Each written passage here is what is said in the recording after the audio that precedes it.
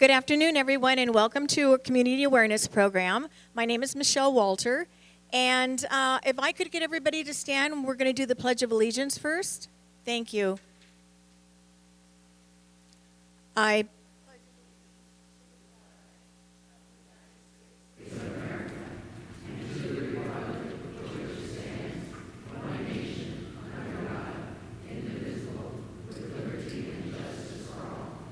Thank you. So just a couple of quick things. I want to make sure that once the program starts, we're not asking questions during the program. You can ask your questions once they have finished speaking. That way we're not disrupting their presentation. And so for right now, since Mike Romero is here, we're going to have Mike Romero give his report.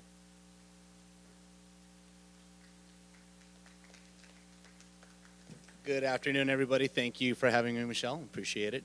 It's going to be brief real quick. Just want to bring the community up to speed on some things that are happening in your community, things that you should be attentive about and what you can do to help out yourselves and our department as well. So just a few announcements. In the recent months, I know Michelle wrote an article about this for this month's Lifestyles magazine, and I encourage you folks to read it as well. I'm just going to briefly touch up on this matter as well. The recent months, we've observed a concerning increase of online phone scams targeting our residents. These scammers often pose as family members or representatives from reputable companies such as insurance agents or medical personnel. They're trying to trick individuals into handing over large sums of money. It's crucial to stay vigilant and protect yourself from these schemes.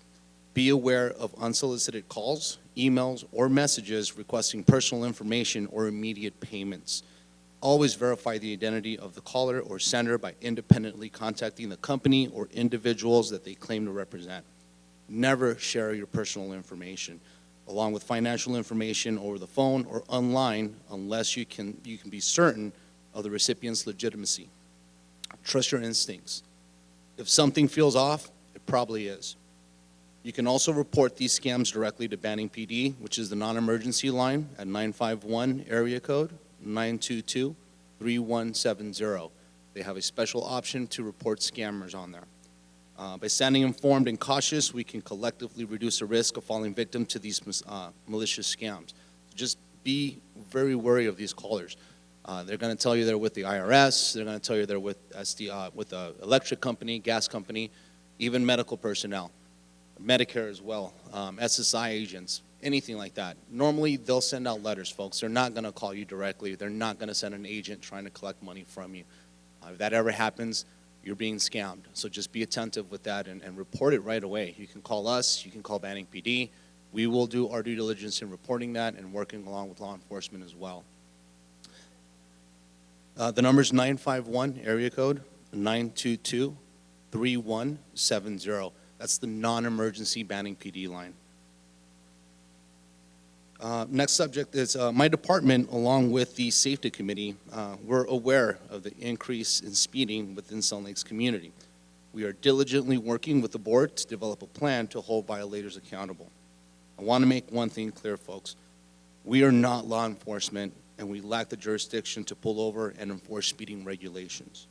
Only CHP has that authority.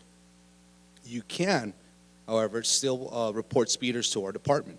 We will generate a report with the details you provide, such as license plate numbers and the location of the incident. If you observe vendors like Amazon, FedEx, or UPS driving unsafely, try to get a vehicle number so that we can contact them directly to report the issue. We are always committed to working with the relevant departments to address your concerns and enhance community safety. So quickly, just grab a vehicle number if you can. If it's with Amazon, those numbers are on the side of the vehicles. The first 3 or 4 or last letters of a license plate number, all that information will help. I will make it a point to contact them directly and the companies that they represent to make sure that those drivers are no longer allowed in Sun Lakes. Safety is our concern. We want to make sure that these speeders are held accountable inside the community as well, though. In response to the recent RV theft occurrences that occurred last month, I'm sure you folks heard something about that. My department, in collaboration with the Master Board, has taken significant steps to address these concerns. We have recently been approved to add an officer with extensive military and surveillance background to patrol the entire RV lot perimeter by foot and by vehicle between the hours of 10 p.m. and 6 a.m.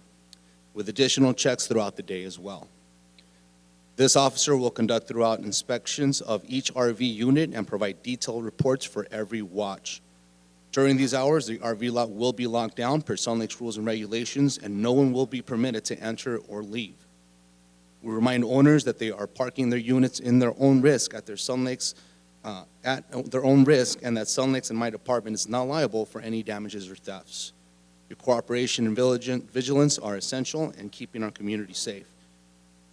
We will do our best to try to keep the RV lot as safe and secure, folks, but keep in mind, these guys, they will take action at whatever time of day it is. It doesn't matter if it's daytime, afternoons, or at nighttime. But us having a patrol unit inside the RV lot definitely will try to deter these guys from doing whatever they're doing at nighttime. It's a strong enforcement that I'm committed to with my team, and we're going to make sure that we're going to stick through this as long as you guys need us to, along with the board. Parking enforcement is frequently done throughout all hours, and patrol will issue parking violations should a resident or guest be in violation. Make sure that you and your guests have valid passes displayed on your dashboards at all times, and park only in designated areas. Passes can be obtained through our gates or through the administration team, should you need extended time frame exceeding 3 days and 2 nights. Garage door checks are still being performed between the hours of 8 p.m. and midnight only. We will call you to inform you or leave a voicemail. Security is not responsible for closing your garage doors. Contact your neighbors. Make friends with your neighbors, folks. If you can get your neighbor to help you out with a garage door, I'm sure that'll help you guys out in getting that door secured as much as possible. Our department remains dedicated into staying knowledgeable and transparent with what happens inside and outside our community. We respond to all calls only when incidents are being reported to us directly. We are not on Facebook or other social media platforms and don't rely on information being posted online, as misinformation is a common online theme. Should you observe any suspicious activity or residents and guests in violations of Sun Lake's rules regulations, call us directly. We will respond accordingly. Our number is 951-845-2163. We will do our best to respond to all the calls as soon as possible, but try to contact us directly, and we will give you as much information as we're able to, and that's our goal, is to always remain transparent and to be helpful to the community. Thank you. It's 951-845-2163. Any questions? Any questions for Mike? No? Whoa, okay. Thank you for your time, All right, folks. thank you, Mike. Okay, our officer is here. This is Officer Rodriguez.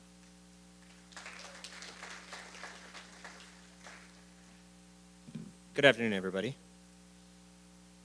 For the month of May, me as the homeless liaison officer arrested 34 homeless or transients in our city. I responded to 61 calls for service related to transient-related incidents. We had 8 cleanups, and we recovered 12 shopping carts. Shopping carts.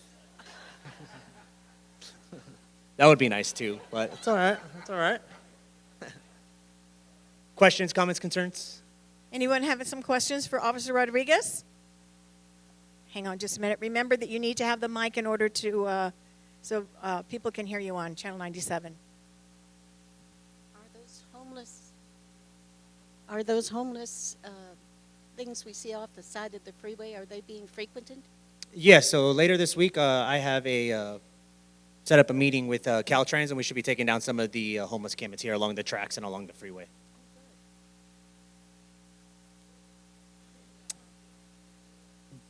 Yes, there is housing for you. One of the representatives from Opportunity Village is also here today. Any other questions for Officer Rodriguez?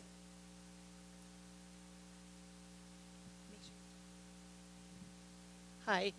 It seems like that the homeless population is growing around 31 Flavors and Albertsons lately. Are they allowed to camp there, or is anything being done? Well, yeah, obviously something's being done. I'm the homeless liaison, so I'm the one that's responding to these calls or dealing with your homeless population here in the city. Majority of those people that are out in front of 31 Flavors are regular people that are here in the shopping center. They just disappear for the day. They come and see them, or they're in different portions of the shopping center throughout different days. So that's why it looks like they're new people, but it's majority our same 5 or 6 that are here in this complex.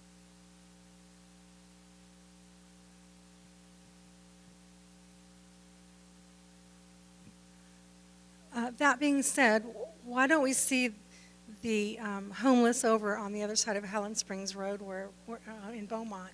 We don't see that over by Walmart or Aldi.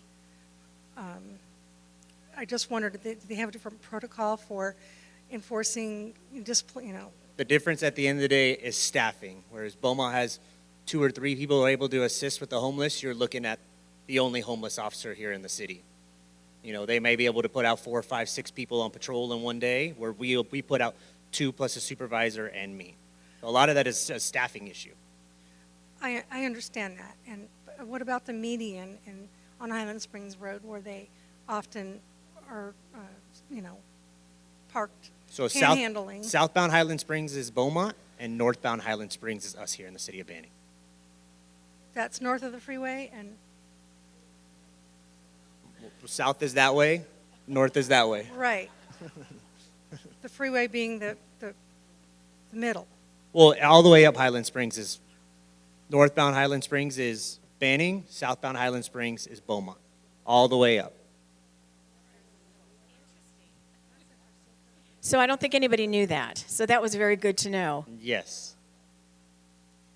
So call Beaumont PD and leave our Banning PD alone.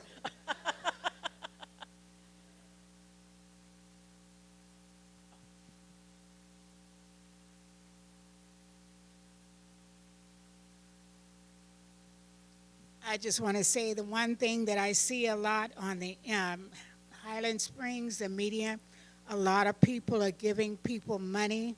Do not do that. Could I have everybody silence their cell phones, please, so we don't disturb our presentation? Just a quick little tidbit on what she said. The old saying, you give a mouse a cookie, he wants a glass of milk. You give these people money, they're going to come back. They're going to keep coming back. They're going to keep coming back. You buy them food from Albertsons, they're going to hang out in Albertsons. You guys don't want them here? I'm not telling you what to do with your life or what to do with your money, but it would behoove you not to be giving these people money or food or whatever it may be. Okay, does it depend on, on the homeless when they stand on the median? Does it matter on what side they stand on, by what to call Beaumont or Banning? Because Call us. We'll be more than happy to go out there. Most likely it's going to be me. I don't have a problem if they're on the west side of the street or the east side of the street. I'll take care of it. but you understand what I'm saying? Yeah, I know it gets tough. Okay. Is who do you call? Do you call Beaumont or do you call Banning? You can call us. I'll be more than happy to go out there, and I'll be able to figure out the jurisdictional issues if there is one. If not, I'll take care of it myself. Not a homeless question. Yeah. How about racing? I live above Gate 5 Okay. off my backyard is Highland Springs. Mhm. Who do we call when they're racing up and down there? I would call your local PD. You can call us here at Banning. We'll do an area check. Okay, so it doesn't matter which way they're going. No, just give us a call. Just give us a call. I mean, Okay. our dispatcher will be able to dispatch it to Beaumont if it is a Beaumont handle. If not, you could always lean on these guys right across the street, CHP. They're masters at racing and knowing all the racing rules and laws. That's what they're here for. Don't let them tell you that they can only handle things on the freeway. They're a state agency. They can handle anything they can.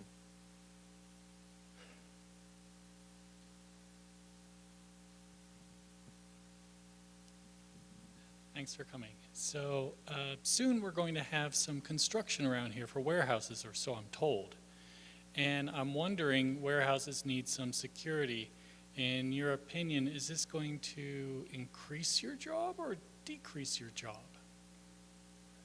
I think it kind of just depends on the day. Every day is a little different. I think if we do get more commercial buildings, as you said, you've heard, the possibility of more homeless lingering in that area is possible. I think in the beginning we'll have a bigger issue because our homeless population will be pushed out of these areas because they are now building, but maybe in the long run it might lessen. It's a wave of what can happen. Any other questions? Okay. Thank you, Officer Awesome. Rodriguez. Thank you, guys. Thank you so much. Okay. Candace, you're up.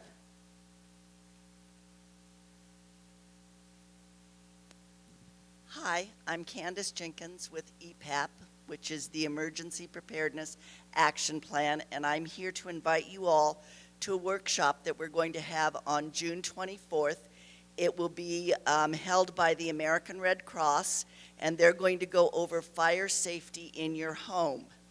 They also have a smoke detector alarm program. They will come and install smoke detectors in your house for you for free. So if you need a smoke detector, you might want to come to this program, and it will be held in the Sand Wedge on June 24th at 10 a.m. to 12 noon. Then on Monday, July 22nd, from 9 a.m. to 11 a.m. in the South Clubhouse, the Riverside University Healthcare System will be here to talk about mental health issues, what you can expect during a disaster, what grieving process you go through after a disaster, what is normal behavior, and when you might need to call for help. So we're inviting you to both of those. We also have a power outage debriefing this afternoon at 3:15 in the multipurpose room, which is just down the hall. Thank you. Thank you, Candace. Candace, I have a question for you. I had Red Cross come here last year, and they promised us all kinds of things about installing smoke detectors and changing batteries and doing all that stuff. They took everybody's names, phone numbers, and addresses. We haven't heard a word from them.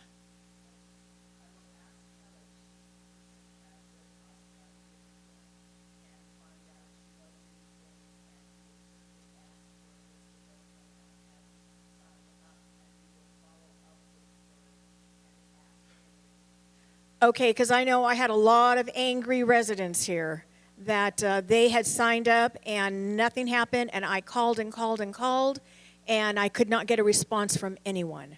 So that's bad business. Okay, thank you. Okay, so now for our presentation, Mr. Jeffrey Platt.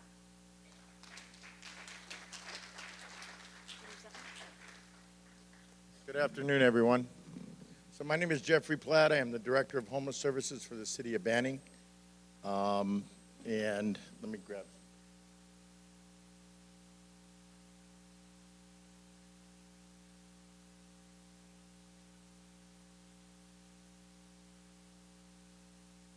I only brought about 20 sets, so if you can share these. So what I would like to share with you, first of all, is Opportunity Village was set up by the city during COVID to help some of the distress that was going on the streets during COVID. We have a total of 25 shelters over there, which can hold a maximum capacity of 50 people. Right now we have about 17 residents, and as it heats up, the village, of course, is going to fill up. Plus, we have a brand new ordinance called Ordinance Number 1603. It is a no camping ordinance in the city of Banning. It covers an extensive amount of stuff. So we started working on this, Officer Rodriguez and I started working on this new ordinance last week. We've started with the individuals in the community that have been here a long time that have mental health issues. So we've went out, we assessed them. We try to do at least one a day because this is a very long process, especially if it's someone that we're going to put a hold on so that we can get them stabilized so that we can get them to the next step of help.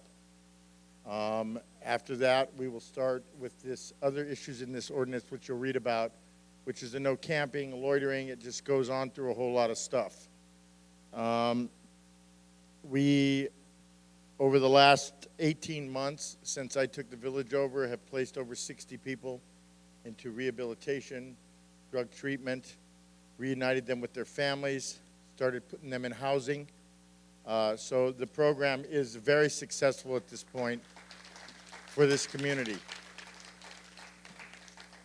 A lot of the issues that we have, which I heard you were asking my partner, Officer Rodriguez, in regards to this shopping center, we're here every morning. I was here this morning. The amount of traffic that we're seeing is starting to lessen because we're on top of it. We've also had meetings with the owners of the center, which there are several of them. It's not just one.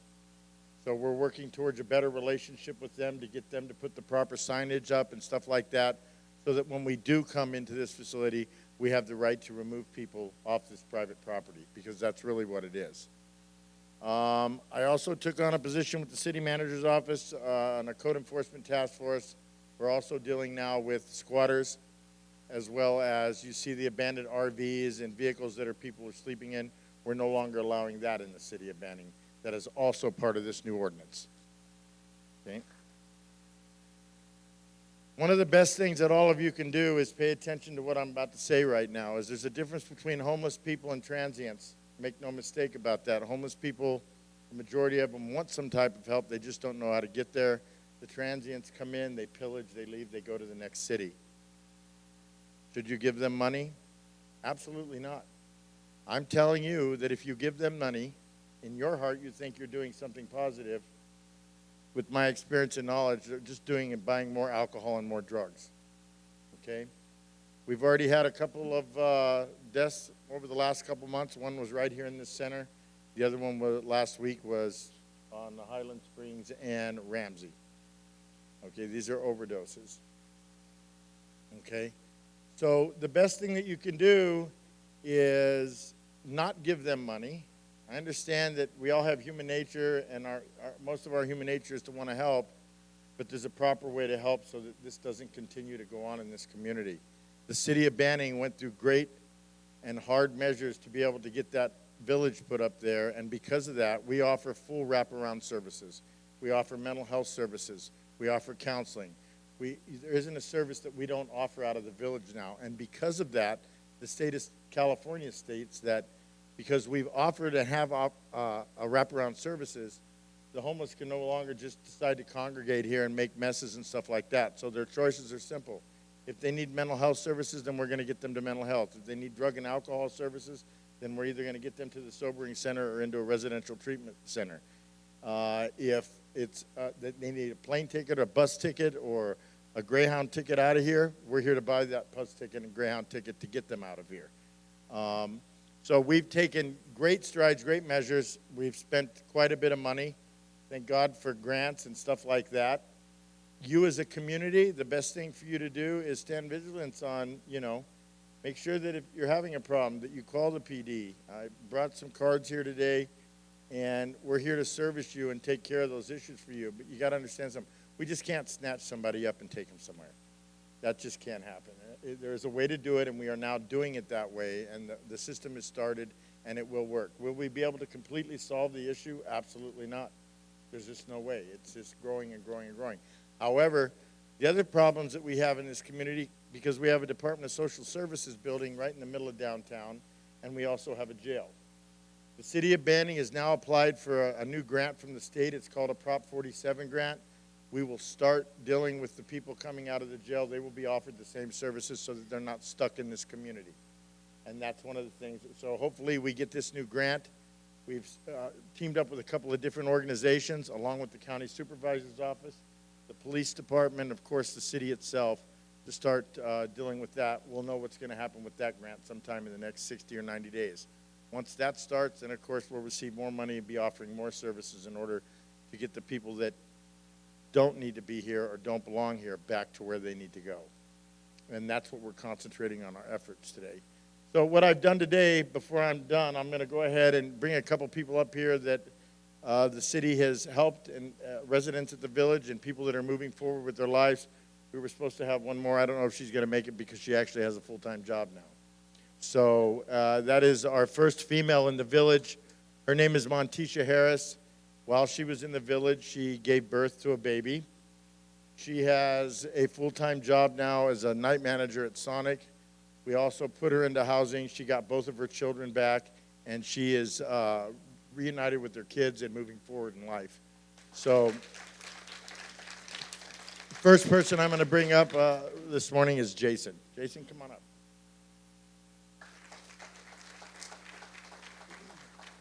Thank you. Tough act to follow. I'm Jason. I've been in the village for about 2 months now. I don't really know where to start to talk about them. When I arrived, it wasn't due to a drug issue or anything of that nature, simply just housed. And when I arrived, I was scared. I was broken. I would not have been up here standing talking to anyone. I would have just been very introvert, didn't hold my head up, didn't feel much about myself, and I was scared that the village was probably going to be the end of the road. And within a couple weeks of that, due to Jeff and his staff and a lot of the residents there, I felt my self-confidence start to come back up. Given small responsibilities, just tiny things, whether it's cleaning a unit, watching a gate, doing something like that, but it's something that I was trusted to do. And fulfilling that just made me feel better and better. They do offer full wraparound services, as he stated. At the moment, they're assisting me with finding a job. I'm looking at being out of there within a couple months, along with some other people. The key to the success there is definitely his staff. Jeff not only is tireless in what he does, but the staff that he has put together is absolutely incredible. And they're necessary because without them, it might as well just have 2 12-hour guards to just lock the place down at night and just let you sleep. But these people can help with anything, all the way around. And I would also discourage reading too much in Facebook about the negative comments because I've read that we have overdoses there daily, and I would love to see that because I haven't witnessed one. A lot of negative press comes, and you can only help the people that want to be helped. If you do not want to be rehabilitated, you will not be. You can shove someone in somewhere, lock them down, give them the rules, make them act a certain way, but in the end, you're not going to fix them, and you're just wasted money. I appreciate all the community support, Banning Police Department especially. They've been very, very supportive. Especially Officer Rodriguez, when he's in that place, you can approach him just like any other person. It's no sort of fear or, oh no, he's going to look down on me or whatever. So that's basically it. It's been a great opportunity. I'm obviously utilizing what they offer, and I'll continue to. It's going to help guide the field that I'm going to go into, and if I have the proper spot and I have a chance to come back there and work there, especially for him, I definitely will. So, thank you very much.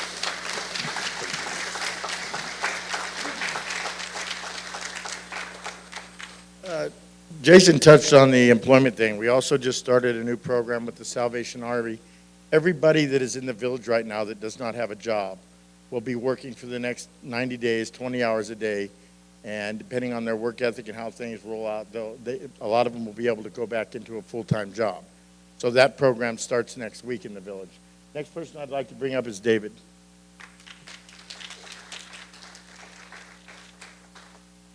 Hello, my name is David. I've been in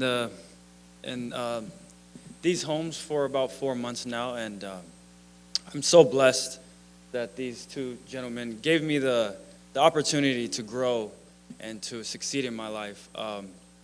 I just thank them. The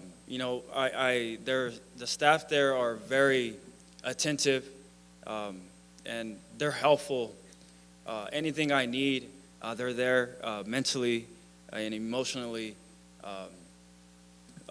For the past 4 months, I would say that I can't ask for more. I'm appreciative of what they're doing. They're actually changing. What they're saying is right. They're changing the environment. It's ugly out here, but little by little, it's working out for the good.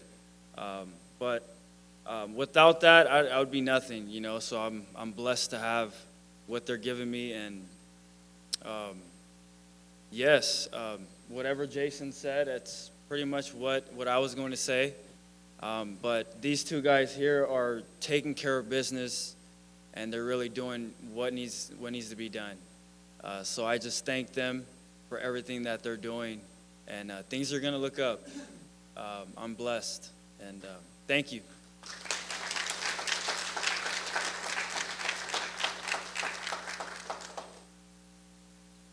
David is involved in our community cleanup program. So for those of you that don't know, we have literally taken 4 football fields of trash out of this community over the last 18 months.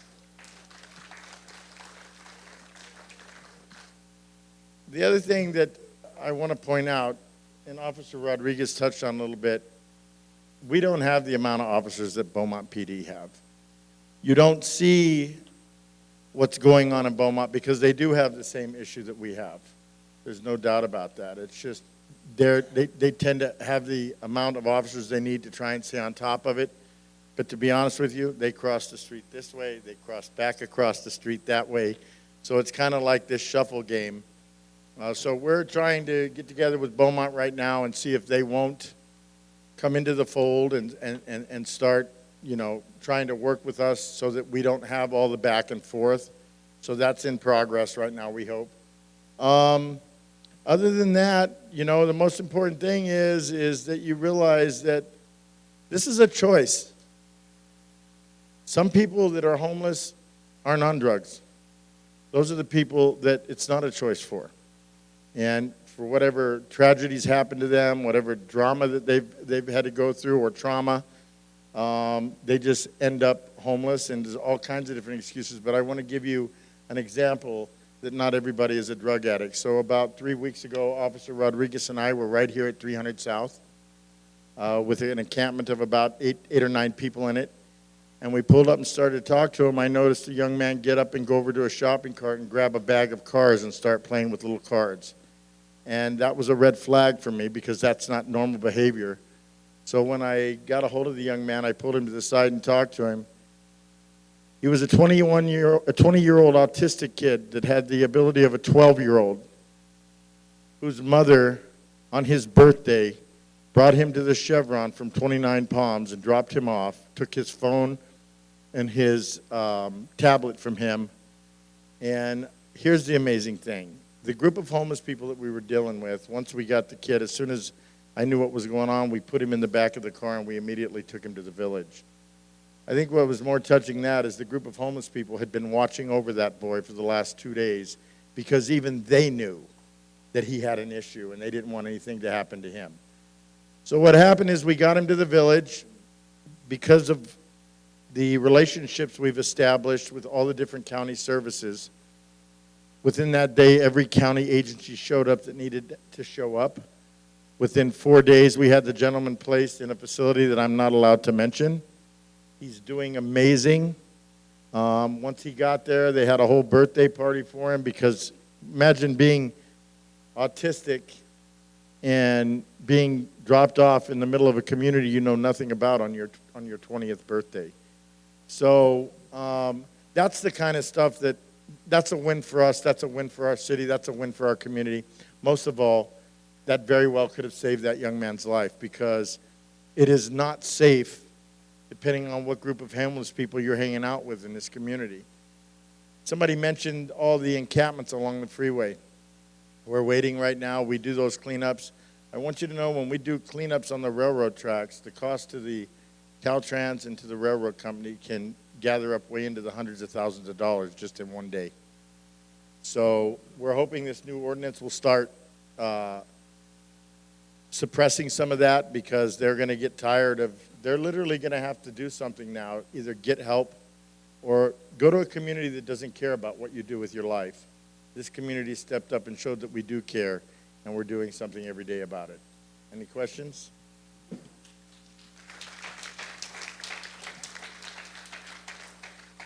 Does anybody have any questions for Jeff?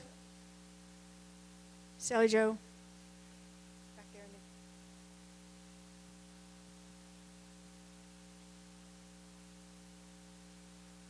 the- Hello, sir.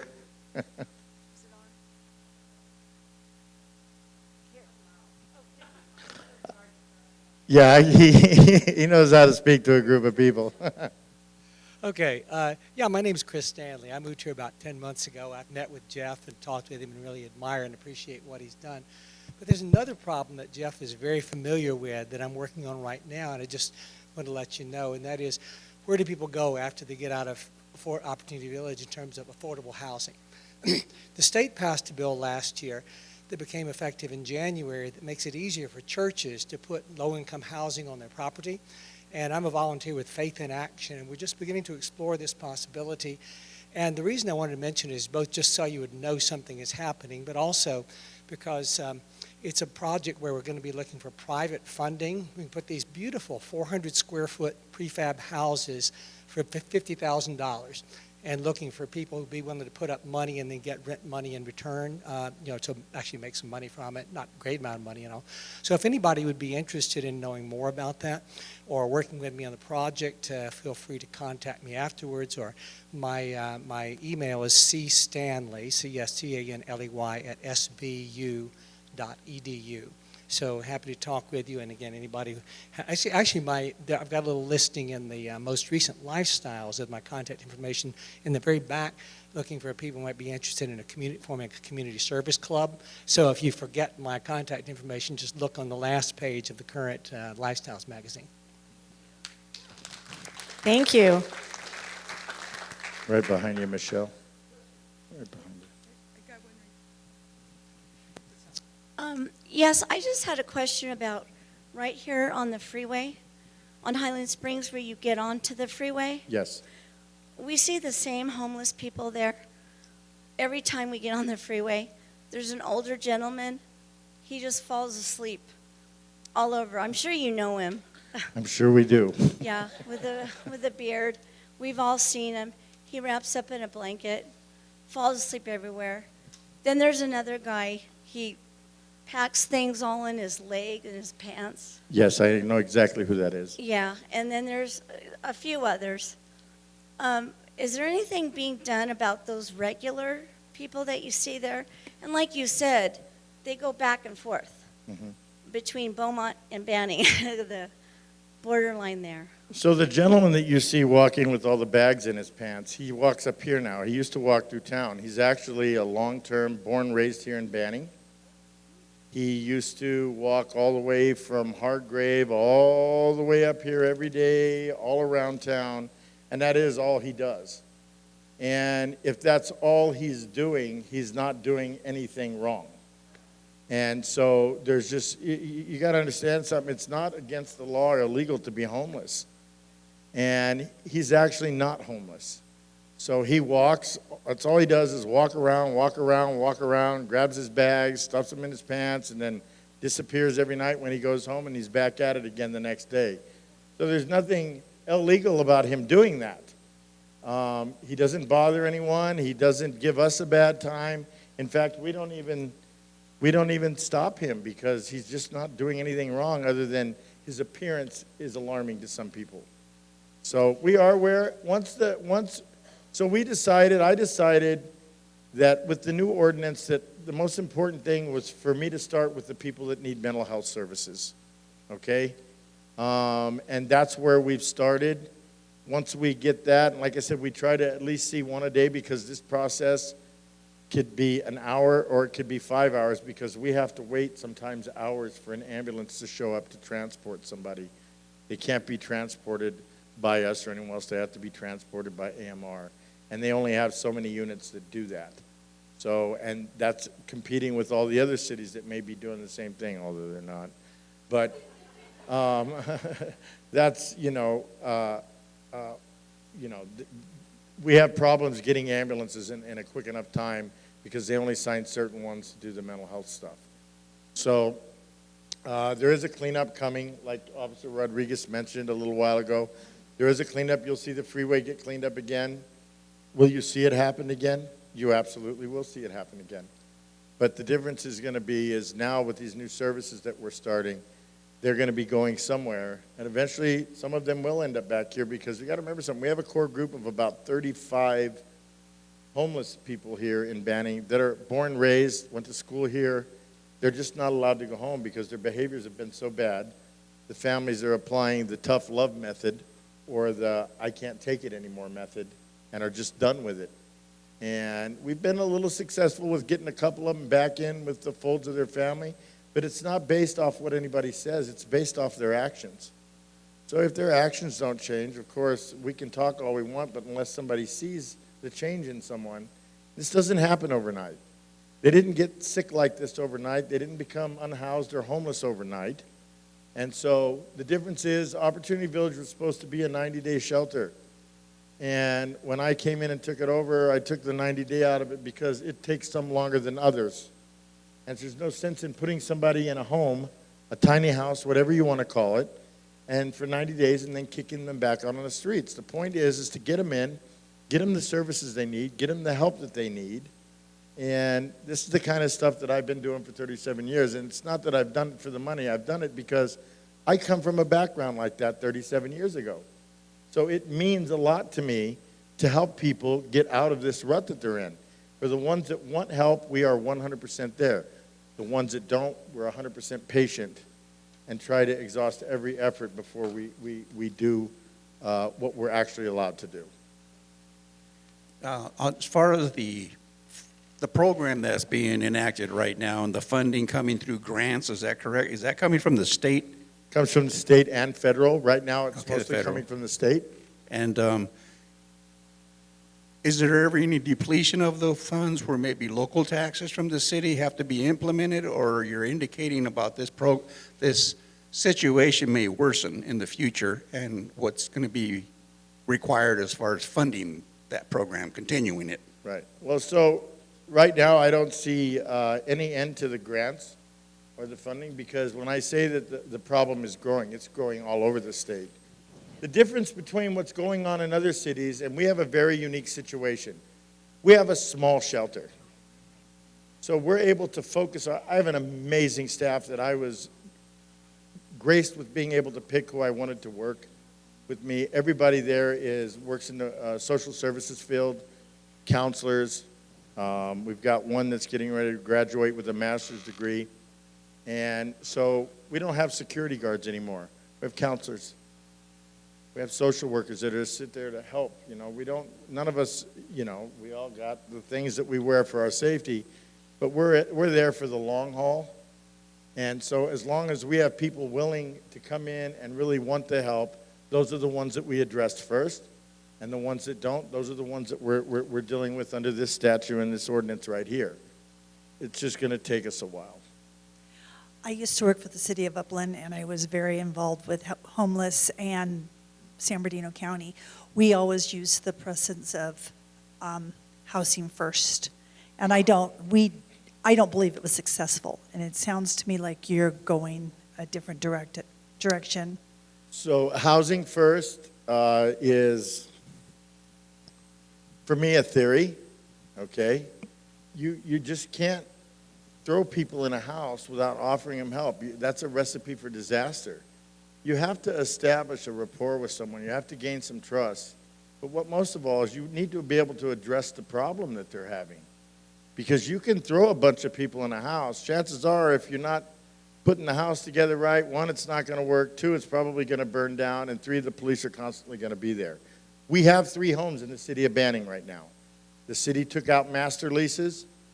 We have 2 one-bedroom apartments, and we have 1 3-bedroom house. The 3-bedroom house is the house that we use to reunite Montisha Harris with her kids and her family.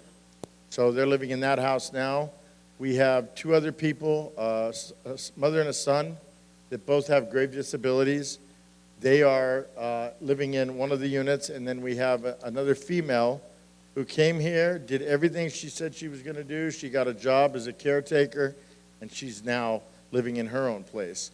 We're going to be getting more of these houses shortly once we get more funding.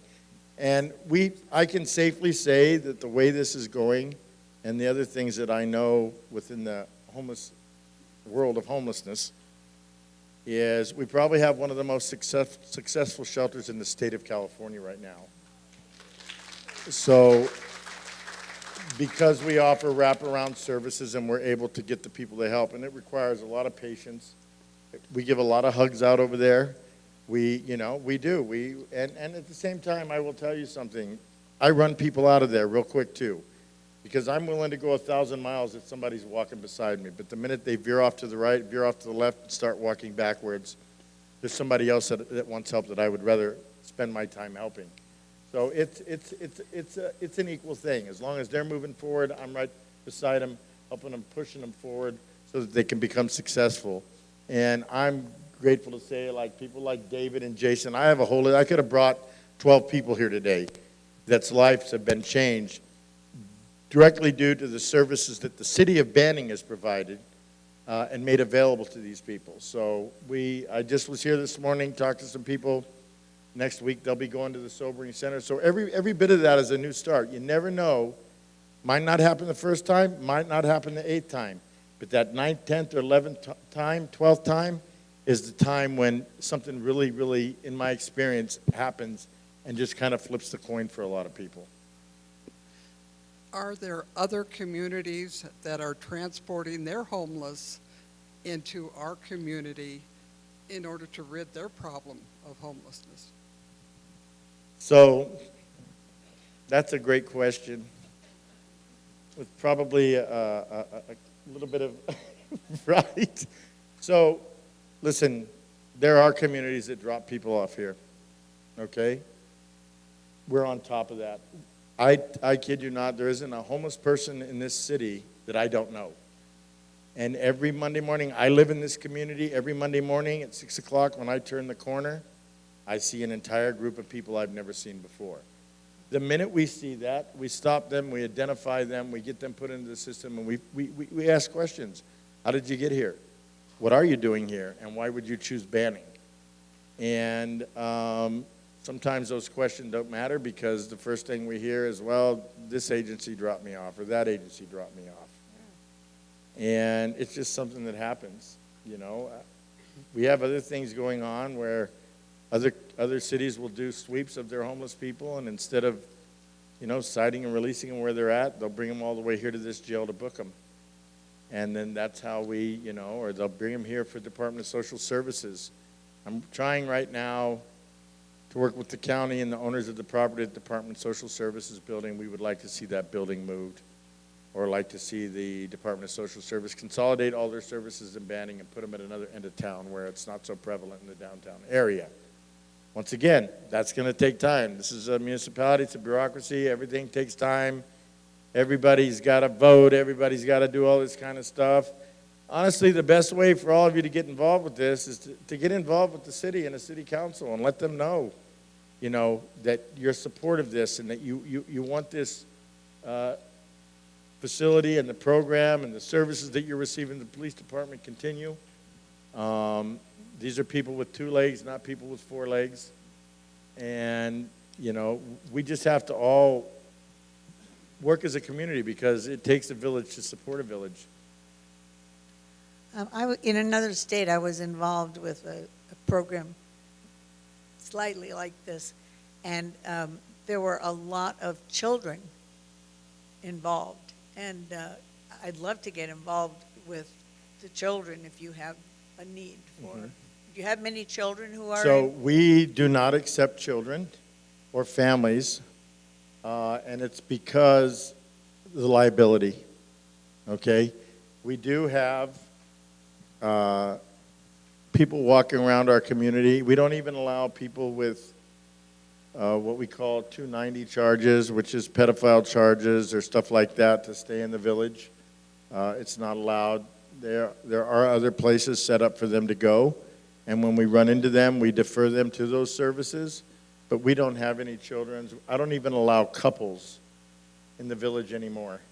And the reason I don't allow couples is one of them might want help and the other one won't, and the other one's dragging the other one down, and the other one's not going to be able to drag the other one up. So I stopped that program. Plus, we were having domestic violence issues and all that kind of stuff. So I can't help somebody with a dog or a wife or a girlfriend that has the same problem, because you can't take your dog to drug treatment with you. You can't take your dog to residential treatment, and you can't go to treatment under the buddy system because it doesn't work. What number do we call, like, if they do start to get violent?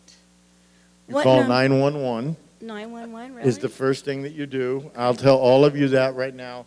I give out my card, and I get people from the community all the time calling me, which is what I'm here for. However, if it's something bad, you need to call 911. Okay. Because all I'm going to do, if you call me, is I'm going to tell you to call 911, then I'm going to get a hold of my partner, and I'm going to call dispatch. And the first thing they're going to say to me is, who is the victim? And I don't know who the victim is. So you need to use the 911 system, and especially if you're worried about your life. Okay. We have a lot of charitable organizations. I think their intent is to help. I'm going to use an example of help. I used to work there, and we gave out packages to the homeless and had a day that they gave out food. Is that helpful or is that not helpful? Please don't give them any clothes. Please don't give them any pots and pans. They don't have kitchens.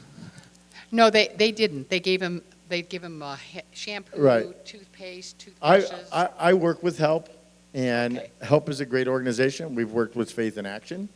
They don't need clothes. They don't need furniture. They don't need pots and pans. And I collect all this stuff from them all week long. If you give them pots and pans, what are they going to do? They're going to try and cook, right? Which means we have a fire. And we've had plenty of fire issues in this community because of the unhoused. So the best thing to do is, if they're asking for your help, point out. They can go to Faith in Action. They can go to HELP. They can go to the local churches. We have a lot of stuff going on in this community, a lot of services where they're able to get food and stuff like that. But to be honest, the majority of them only want your money so that they continue to, feed their drug addiction or their alcohol addiction. So keep your money in your pockets because that's your hard-earned money, and it's just going to go. You want to give somebody a bottle of water? Great, give them a bottle of water. But like Officer Rodriguez said, don't sit here at Albertsons while they're sitting there and asking you. Next thing you know, you're walking out and you're buying them groceries. They're never going to go away. Anyone else? Jeffrey, you mentioned something about they are not able to have their animals with them at the Opportunity Village. When I first got to Opportunity Village, there must have been 10 dogs in there. And the original thought was, which I understand, is the city manager's human nature, that maybe this will make that process easier for that person trying to transition because pets are comforting. But I can't get anybody into rehab or detox that has a dog. And I can't get them into housing if they have a dog. So we don't allow, plus the state came in and put a list together of certain dogs that are not allowed to be in shelters. So with the state putting that list together, they can have an elephant, but they can't have a pit bull. And I'm not kidding you when I said they could have an elephant because it's not on the list, okay? So we don't have, I don't think we have any more animals, right? I just got rid of my last animal about 2 weeks ago. And I was happy because that gives us room to be able to help somebody that wants help. You can't call a facility and it's in there. I want to, even with housing, landlords, look, let me tell you something that's very hard to do. Tell a landlord you want to put a homeless person in their house. Just the thoughts that run through their head, it doesn't happen. We've been successful with setting up properties with people with the guarantee that we monitor it, I monitor it, the city monitors it. And so far it's been very successful, and we want that success to continue. So if a person has an animal, a dog, you see them with these pit bulls all over the place. I'm always wondering, why do homeless always have a pit bull? Why don't they have a golden retriever? But anyway, what happens with those? What happens with those animals? Well, most of the people that have dogs, they won't take services. Oh, okay. And I'm not going to get into the animal shelter thing right now, but we're working on that. It is a work in progress. It's not an easy thing, and we're working on that. But I got to tell you something. My experience, most of the dogs we run into with the homeless people, fantastic animals. They're so used to people. They treat their dogs better than they treat themselves. But we've had a couple that have aggressive dogs, and when that happens, most of the time the dog is generally taken away by animal control, because if the dog is a biter or an attacker, we can't have that either. But most of the homeless that you see with dogs, there's plenty of them I would take to my house, but I don't have time for a dog.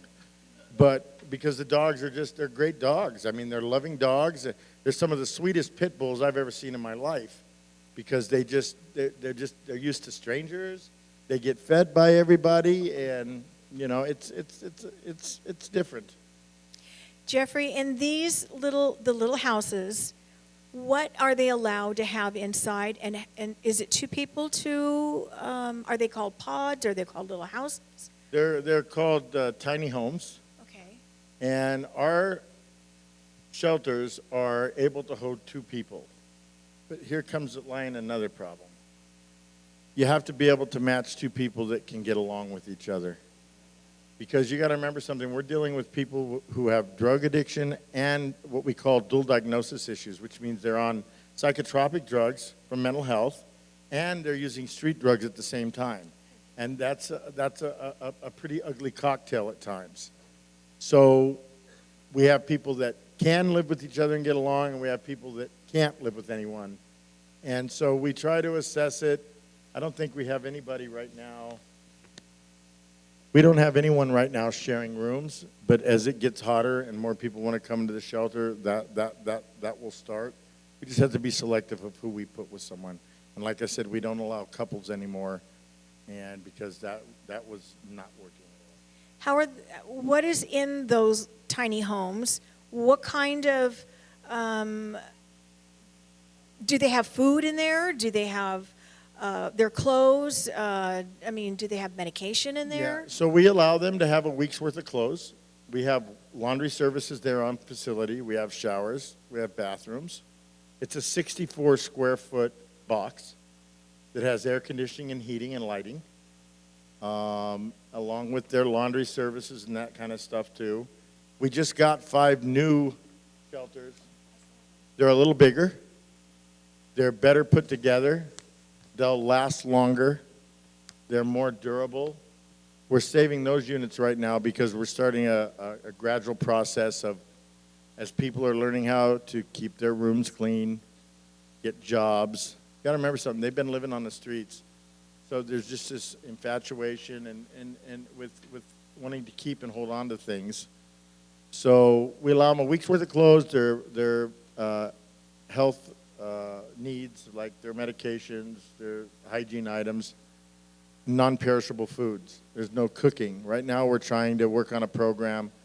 We want to put a food trailer together, and we want to put a food trailer in the village so that we can start serving them 2 meals a day, but it will also serve as a training ground for people that can learn how to prep food, cook food, so that they can possibly move on to another job once they do that. So we're looking to try to do that right now. We're trying to raise funds to be able to get a food trailer so that we can start feeding them 2 meals a day, breakfast and dinner, and then training people at the same time.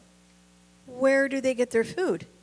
So we have Carol's Kitchen, who's an amazing organization here in this community. Plus, we have other organizations that bring sandwiches a couple times a week, sack lunches. A couple of the churches come down there once a month and set up a whole food line and cook food for them and all that kind of stuff. And they're very resourceful anyways. There's a lot of help passes out food. Set Free passes out food. Carol's Kitchen passes out food. There's a couple of, we only have 33 churches in Banning. So, well, I said only. And all those churches, a lot of them help with that kind of stuff. So we don't accept clothing donations at the village. We don't accept, I don't want to say we don't accept food because we do. We've had plenty of organizations showed up that were doing catering events and they had a lot of food left over. We'll set that up for the residents. But for the most part, they're extremely resourceful. I have another question. Okay. What can we do as our community to help? That's a good question. A food trailer.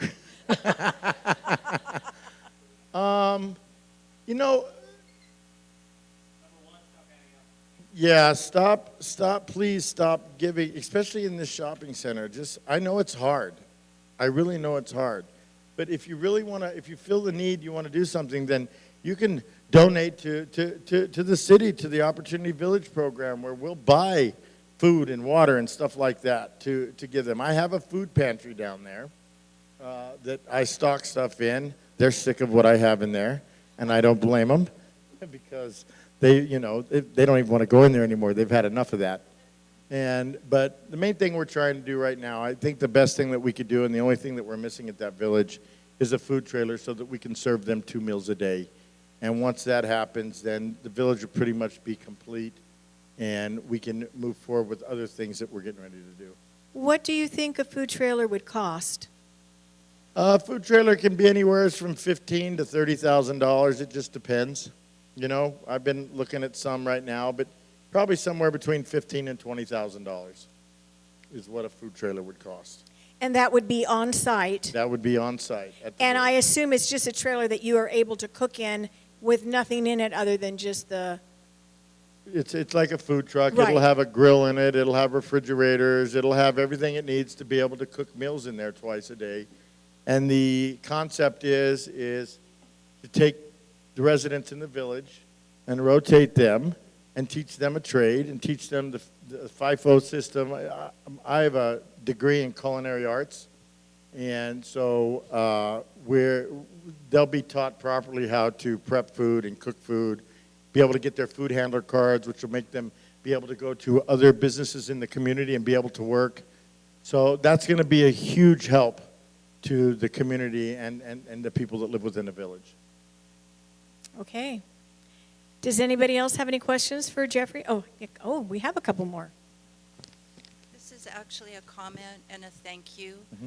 I retired from San Gorgonio Hospital about 6 months ago, Mm-hmm. clinical social worker there, worked in the ER.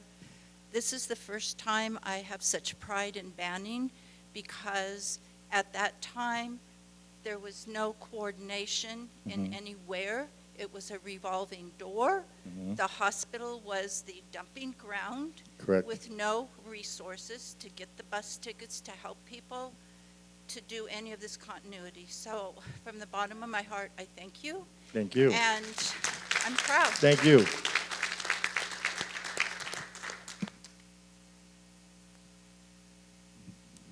So I won't be giving them any money at Albertsons or food, but can I keep a flyer that I print off of a website and hand them with some information about Opportunity Village? Is there such a thing available? There is, and you can, and I can get that to you, but I can tell you where it's going to end up. It's going to end up on the ground. Then David's going to have to come pick it up. No. I got to tell you something. We offer them services. I mean, CBAT. Janet's in town. What? She's in town once a week. Does she? This is Janet, by the way. This is one of our resources, and she's amazing. Hi, everyone. I'm a social worker as well. So I'm in the Beaumont and the Banning area. So I do see a lot of the bouncing back and forth. And we do our best to offer, connect, link, educate as well. And more importantly, with the families. But what was the original question? I forgot. Information. So yes, they are aware of the resources available with Beaumont and Banning. We're constantly educating and just putting it out there. We plant the seed. Oftentimes they say no. Sometimes it takes 5 times. Sometimes 100. Yeah. Let's recycle those trees. Yeah, you're definitely welcome. There's things on the city's website that you can look up that direct them towards us. They all know, listen, there's certain parts of towns that you can run around town and you can see that we're doing our job based upon the things that they write on the walls about us. That makes us all smile because we know we're doing our job. So I don't get mad at any of them. Like, yep, it's working. So. Hi. I just wanted to thank you all as well. And also mention that you ought to be a little bit proud of the fact that people are dropping people off here, because it means that you're doing a good job. Correct. And the other places know it. Yeah. So.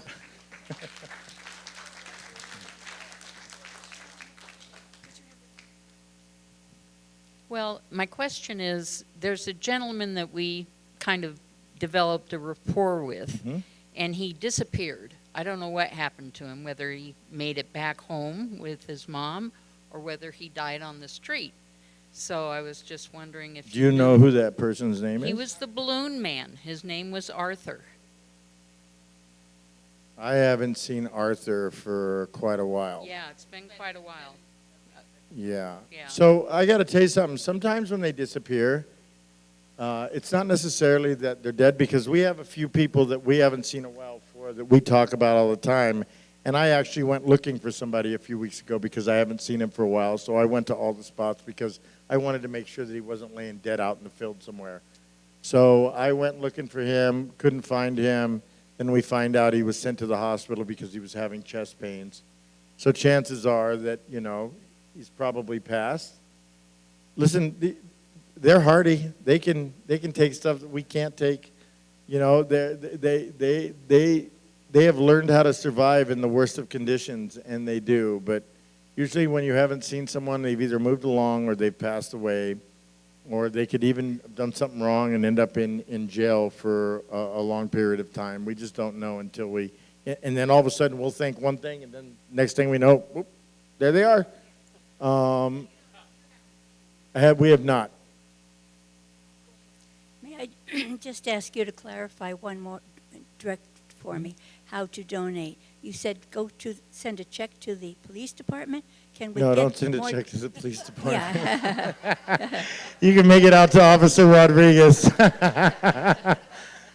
No, what I can do is, Michelle, I'll get some information back to you and you can share it with everybody. We are getting ready to start a Banning Community Foundation, and we're working on that right now. And that's going to be stuff that we can do outside of the normal city business without having to go to the council and do things like that, so that we can be more effective in what we do. And we're kind of working on that right now, and hopefully that'll get put together in the next couple of months. Okay. We'll have the Banning Community Foundation. So those things take time too. That's the problem. Everything takes so much time. Okay. I think Michelle can. I will make sure that once Jeff gives me all the information, I will make it available to everybody. So if you would like to donate it, it will go directly to them and not to the city. Correct. So once, let me look at some things. I'll send it over to Michelle. Maybe you guys can all get together and put something together, and along with a few other people that are interested in getting involved. And it could end up being a donation from your group to the city. Right. And that would be very, very, very effective and very gracious from all of you, because that's a key thing that we're missing. The other thing that we're working on right now is we're going to be moving some things around in there. We're going to be putting in some more permanent bathrooms. They're getting ready to have a shaded area. There's a lot of improvements that are going to be made there. Going to have the front of the units wrapped so that when you're going down the freeway, you see something more colorful and something more lively. So that's one of the things I want to see. I want to give it some color. You guys, you never know what's going to change somebody's life. And we try to create a happy, safe environment there, a loving environment. And, you know, I'll give you one more statistic, the way things wrap up. I'm sure all of you have seen in the paper that there was a horrible thing that happened a couple days ago on the east side of Banning. And I want to tell you what a small world is. There was a young man that was killed. His mother is a resident of the village. There is a young man that shot him whose mother used to be a resident at the village. So that shows you how tight things can get. And so we're just working. Answer to kids, we don't have a lot of homeless kids in Banning. I'm not saying that we don't have some delinquent ones, but we don't have a lot of homeless kids in Banning. So we don't have programs and stuff like that. Although we deal with the kids that are out on the streets a lot, 99% of them are not homeless, not in Banning. What is your youngest age that you take? 18. And those are the hardest, by the way. The 18-year-olds and the 50 and ups are really the hardest to deal with, because they're set in their ways, and then of course the 18-year-old could have probably had some better upbringing, and that's an issue there. You had something that happened on Joshua Palmer where there was a gentleman in the white. If you would like to tell that story. So I'm sure you all see that there's campers and stuff like that parked on Joshua Palmer. Let me clear something up. That is not city property. That property is owned by Caltrans. That doesn't mean that we don't service that. Boy, I about ate that thing, didn't I? We still service it. We still do what we have to do. But there was a council meeting a few council meetings ago, and somebody got up and said that there was a prostitution ring being ran out of a white motorhome on Joshua Palmer. So we contacted that person. I posted it because I can do that now. Came back a couple days later. It's a 65-year-old veteran who's had cancer treatment for prostate cancer. And when I said, you know, you're being accused of running a prostitution ring, he says, well, in order to do that, something's got to work, and that ain't happening here. So what we did for that gentleman is I brought him into the village because we can help veterans that want help. I brought him into the village. The motorhome was towed away. He's now going to be receiving full services from the Veteran Administration. So it's that kind of stuff. It's not what everybody thinks. You know, I'm not even going to get into half the stuff that gets said at city council meetings, but and y'all shouldn't get involved in it either. Go there for the positive things, and we are not going there today. But, you know, Sun Lakes is a very important part of the city of Banning. And you guys are a large community, and how you react to things, how you vote on things, how you get involved is important to this city, and it does matter. I know there's a lot of talk all the time that, oh, you know, Sun Lakes is only Sun Lakes. We don't see that way. The city doesn't see that way. That's just the naysayers about things, and we look to move forward. You know, this is my second year here, I believe, and I've been involved in other things here, and I'm old enough to live here, but we're not going to get into that either. You guys are a great asset to this community. You know, I've tried to start other programs. You have so many retired school teachers here. You have so many retired professional people like Mr. Stanley and that are able to offer services and help. And that's what, even with the school district, you know, I ran for school board a few years ago, and my whole thing is, you know, we need to do something for the kids in this community because they're at a disadvantage, and education is very important. ROP programs and stuff like that need to be brought into this community for these kids. And it takes villages like yours here that are full of retired people that are just full of resources and stuff that can help with stuff like that. So you're retired and you're living your best life, and you know, if there's an area that you know you can help someone in, then you know, let's stand up and do that. Let's be a community, not a separate community, but a whole community. You know, I can promise you something. Downtown Banning is safe. Nobody's going to bite anybody or scratch anybody or claw anybody. You might hear somebody yelling down the middle of the street every once in a while, but they're just expressing their frustration as well. So, you know, just get involved. You know, show up at city council meetings. Speak your mind, you know. We want to see positive things come from here, and you all know that's been rough lately. So let's do what we got to do to lighten that up a little bit, you know what I'm saying, so that we can all move forward and have positive things happen, because that's what I want to see for our city. We need more police officers. We need a lot of things, but we're not going to get into that until we can all agree to disagree but work towards a common goal. And that's the truth. Look, life is guaranteed to none of us. So we all better, you know, everybody says to me when I wake up in the morning, how are you today? I said, I'm great. I woke up. It's going to be the best day of my life. And I live by that because, you know, I've been through that. You know, at the point where I wasn't supposed to be here, life support and all that kind of stuff. So we live our best lives and do what we can to make the world a better place. But right now, let's do what we can do to make Banning a better community. Okay? Thank you, Jeff. Thank you. I so appreciate you coming out here. I think it enlightened quite a few people. Okay. And we'll have you back again. And I'm sorry your little gal couldn't make it, but it's great that she's got a job, and that's more important. Just watch. You'll hear from Montisha at the city council meeting. She's absolutely doing amazing, and she's got both of her kids back with her, and we all know what that feels like, right? Yes. Thank you, gentlemen. Thank you so much. Thank you, Officer Rodriguez. Oh, great. I just want to let you know that our next program is going to be with the DA's office.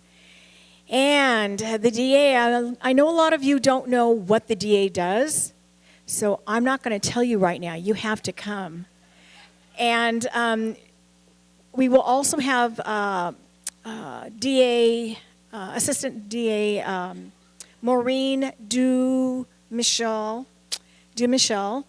and she is going to be doing some information on elder fraud. I cannot stress enough about elder fraud. I can't stress enough. I have gotten calls from 2 people already about what is happening to them and what is going on in their lives and how they got scammed. And one of them got scammed by their own grandson. So just be aware. I know they sent an e-blast out. I made up a flyer. And so there was an e-blast that went out. Please look at that. There is information and lifestyles that I just gave out. Please look at that too. And if you feel like you are being scammed, hang up. Don't push the button on your phone. Don't call the police department. Call the non-emergency number. Don't call 911. Call the non-emergency number. Call me. Call Securitas. Call a family member to see if who's asking you for money for $125,000 that you just happen to have in your house. You need to be careful. All of us need to be careful. And you know what? Even some of the newer younger people that are moving in, 55 and over, they're at risk too because they're believing these things. And I get things on my phone every single day. I get them on my computer. Once you open that up, once you open the link up, you're now susceptible. So please, if you have any concerns, call on the flyer that I sent out. It also has a Federal Trade Commission. It also has the district attorney's office. So please utilize those and be safe. Be safe with your hard-earned money that you're in your retirement and you're supposed to be enjoying life. Why are you giving money to somebody that, if it sounds too good to be true, it is. It is. So please just be careful and be cautious. So we'll see you next month, and I hope everybody enjoyed the presentation. Thank you.